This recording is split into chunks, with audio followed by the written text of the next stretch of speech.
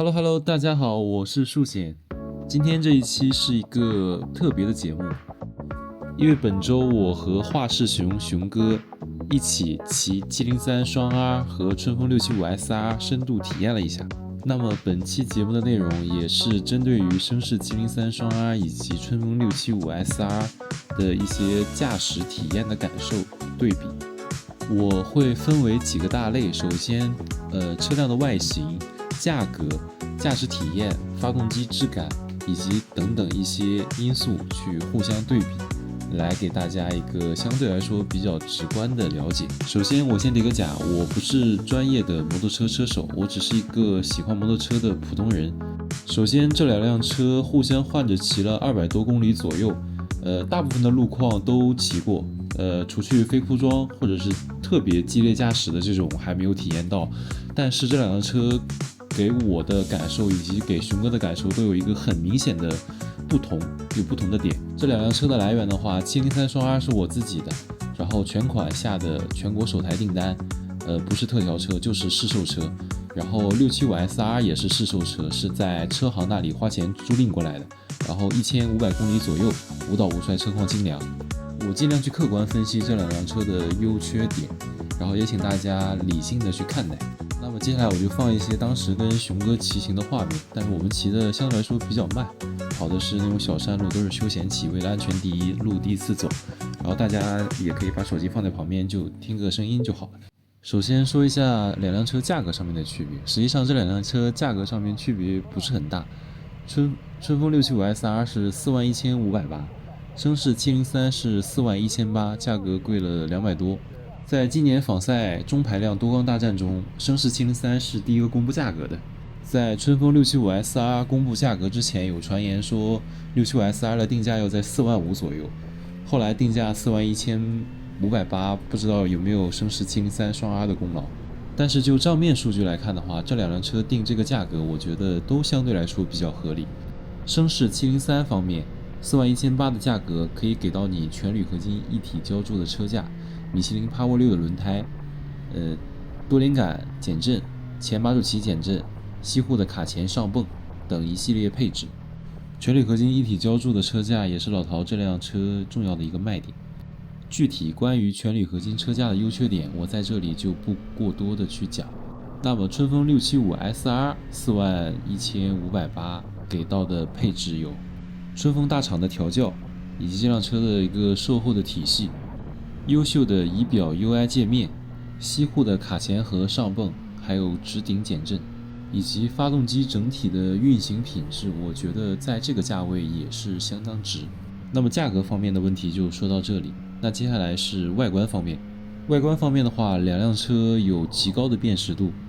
声势703双 R 沿用着家族化机甲风的设计，春风675 SR 沿用着450的一个进化版，也是家族化的设计。关于外观方面的话，两辆车萝卜青菜各有所爱。我简单的举两个例子。首先关于703双 R， 关于它的尾部特别的翘，加高坐垫之后相对来说会协调，但是下面还是有点空。春风675 SR 最大的问题就是车头被吐槽的很多，但实际上实车看起来还是可以的。总结就是我很负责任的告诉大家，这两辆车实际放在一起，漆水以及质感都没问题，就是自己喜欢哪一辆就去买哪一辆。再说一下配置方面的区别，这个我就想到什么说什么，就根据它不同的部位我去一一分析。车头这一块主要是近远光灯的区别，两辆车实际上远近光灯都是在下部，上面的都是日行灯。675 SR 的铺路效果还不错，相对来说比较够用，但是弱于703双 R。后视镜方面，春风675 SR 的可视范围更广，而且可调整的角度更多。703双 R 的可调视比较小，而且视角也比较小。仪表方面的话，703双 R 这一块没有春风675 SR 位置来的饱满，而且仪表里面的 UI 界面也不如675 SR。上山星方面的话，两辆车的质感都还不错，两种风格。春风是钥匙启动，声势703是无钥匙启动，没有钥匙孔。两辆车在手把位置有较大的区别。春风675 SR 采用分离把，然后手把向下，坐姿比较低趴。703双 R 的手把位置较高，而且较平。675SR 更加战斗，盛世703偏向于街跑，舒适。油箱方面，两辆车的夹持感都还不错，但形状有很大的区别。我其实还是更喜欢春风675SR 这种相对来说扁平带有造型的油箱，它可能也是考虑到它的手把相对来说比较低趴，它如果设计成像绅士这种街跑，它的凸起的幅度比较高的话，可能趴车状态就没有特别舒服。坐高方面，绅士703是有2个坐高可选，一个是低坐版，一个是高坐版。低坐版是795的坐高，高坐版是820的坐高。高坐版跟低坐版最大的区别就是海绵垫加厚，如果双脚掌可以着地，或者前半个脚掌可以着地的话，建议还是选高坐垫，因为舒适性很高。春风675SR 据我所知应该只有一个坐垫版本，就是810，但是春风这个坐垫相对来说也是比较软，舒适性是有的。两辆车挡泥板的坐垫都相对来说比较硬，春风更硬一点。两辆车的减震跟阻尼都是多档可调，所以说关于压缩和回弹这个根据自己的情况去调节。然后就是老陶本来是想跟春风对线，反而引来了张雪的多连杆和直连减震的问题。说实话，我通过1天的深度体验的话，因为没有经过激烈驾驶，所以说两辆车的感受给我的差不多，但是确实能感受得到春风675SR 在转弯过后回正的期间，车头回正了，但是尾巴可能稍微有一点点延迟，但绅士703它就会车架很整。对于我这种使用场景为上班通勤，偶尔出去跑山游玩的话，两辆车的减震的方式给我的感受其实区别并不是很大，但是在结构方面确实多连杆减震要好，它的避震性确实会比直连减震要好。关于车架方面，绅士703用的是一体浇铸的铝合金车架，这个车架相对来说成本会比较高，也会使车辆在行驶或者高速的过程中更加稳定。国内相对较少有厂家去使用这样的车架，因为本身成本较高，机器的成本也比较高。春风675SR 用的是钢管编织，还有一种合成的材料加在一起的钻石车架，这种车架相对来说不是极限工况的话也非常稳定。后摇臂方面，绅士703双 R 用的是一体浇铸的铝合金后摇臂，春风675SR 用的是钢管后摇臂，加了一个塑料壳来显得它更加粗壮。从视觉上看的话，703双 R 这个位置更加饱满，而675SR 可能相对来说会差一点，但它加了一个塑料壳会修饰一些。轮胎方面的话，绅士703用的是米其林 Power 6的轮胎，一个半热熔的街道胎，相对来说也是比较顶级。春风675SR 用的是正新家的 S3N 的轮胎， S3 的轮胎的话，街道骑行完全够用。两辆车用的都是前120后180的宽胎，抓地力相对来说都还可以。如果想顶级一点，那就还是米其林 Power 6会更好。刹车手感的话，两辆车实际上因为都是西湖的卡钳，所以说刹车手感差不多。西湖的卡钳就是你只要适应了之后，相对来说还是比较好用。703双 R 有一个卡钳的升级包，如果没有交付的话，就是2500可以升级布雷伯的，应该是 M248的那个型号的卡钳，就是2个卡钳包括上泵这一套。但我觉得两辆车实际上西湖卡钳完全够用。坐姿方面的话，两辆车的脚踏，春风675SR 稍微略高一点点，但是区别不大。但是因为675SR 的手把比较低，所以说骑上去之后相对来说坐姿会特别战斗。反观绅士703，因为手把位置比较高，所以说骑行起来相对来说更偏向于街跑。关于手把，突然想起来还有一点需要补充，就是绅士703双 R 是有一个手把加热功能。手把加热功能看起来很鸡肋，但实际上对于我在杭州的这种一个骑行状态的话，还是很有必要的一个东西，建议把坐垫加热也加上。两辆车的发动机的话，这一块我详细的去说一下。那我先说703双 R 这台发动机，703双 R 这块发动机跟703F 的发动机是一样的，只是说做了一些，老陶是说做了一些调整。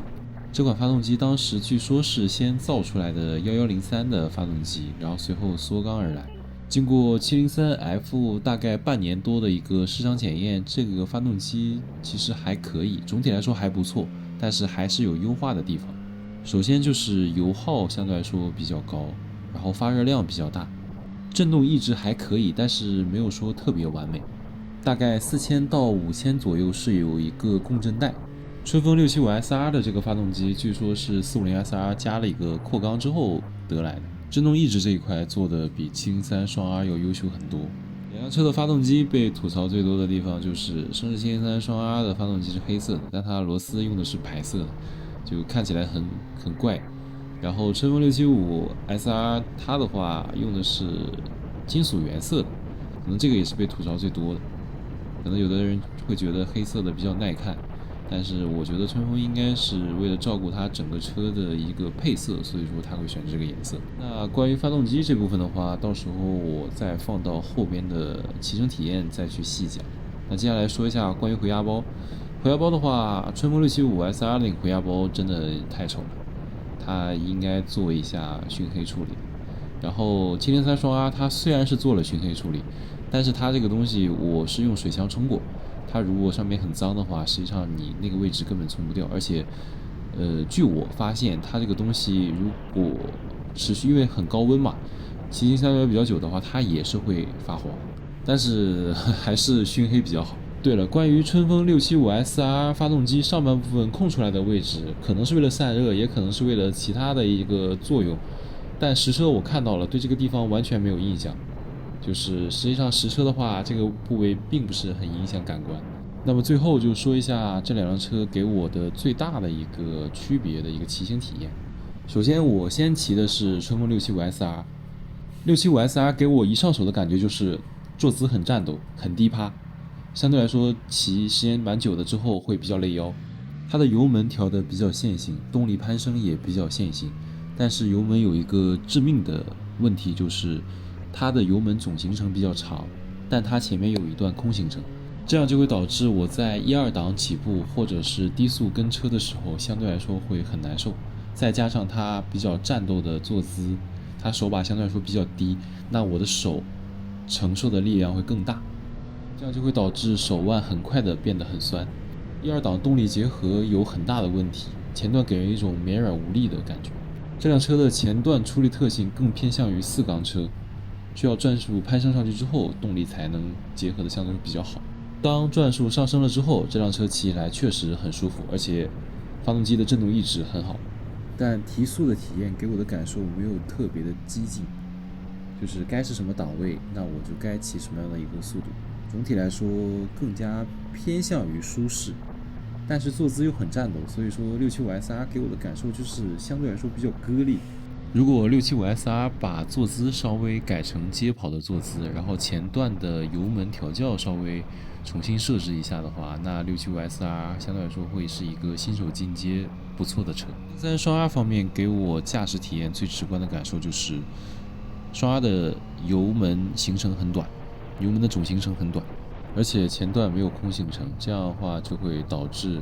我给油的时候车会立马冲出去。对于新手或者新手进阶而来的话，这辆车相对来说会比较危险，但是确实有一种让你肾上腺素飙升的感觉。这辆车在起步的时候不用刻意的去拉高转速，只要油门一结合，立马车就会飞快的冲出去。每次我跟675 SR 一起起步的时候，或者我骑675 SR 起步的时候，确实赶不上。除非我骑675 SR 在起步之前把转速拉高，准备弹射起步，这样的话可能还有一战之力。春风675 SR 虽然一直标榜自己是公升之下我无敌，但实际上我骑乘下来的体验的话，可能两辆车的马力差别并不是很大，但是驾驶体感的话，703双 R 在前段、中段、尾段的一个出力特性，还有一些它的油门攀升的速度，它的转速攀升的速度，都是675 SR 比不了的。我觉得体感的话是差了一个量级的。两辆车都有问题，也有需要进步的地方。春风675 SR 的问题就在于它的油门前段行程需要重新标定，适当的增加一些转速和马力，把压缩比调高。升势703的问题就是发动机运行品质不够细密，油耗偏大，震动抑制没有春风675 SR 来得好，手把件的质感比较差。UI 界面有待升级，但实际上我还是比较喜欢它这个 UI 系统，但是它的帧数确实相对来说比较低。两辆车的驾驶体验完全不同，所以说如果有对这辆车有想法的车友，还是建议去到线下实际上试车之后再结合自己的一个需求再进行一个购买。最后总结一下，春风675 SR 像是一个样子像赛车的街跑，车比较顺，然后油门调的也比较线性，但是没有力量。绅士703的话是一个像街跑的赛车，它的力量很足，但是呢，它给人的感受会略微粗糙一些。哦，对，还有关于快排的体验没说，因为两辆车都是属于拉线油门，只有快速升档没有快速降档，所以说关于快速升档方面还是有不同的区别。区别在于绅士703双 R 的话，它的快排转速要到4000转到4500转的时候再去结合会相对来说好一点。它的结合很软，就是轻轻只要一碰它就会立马结合得上，稍微偏软。然后675 SR 的话，我没有仔细的去看它的那个屏幕，但是我觉得它的结合点应该会比结合转速应该会比绅士703要低，就是会比绅士703更加丝滑一些。然后它的结合会比春风的800NK 更加舒服，春风800NK 比较硬，它这个的话没有703软，但是有清脆的打档的那种感觉，还是不错的。希望大家能够友好的去交流，可以评论或者是留言，我看到的话都会回。那么再见。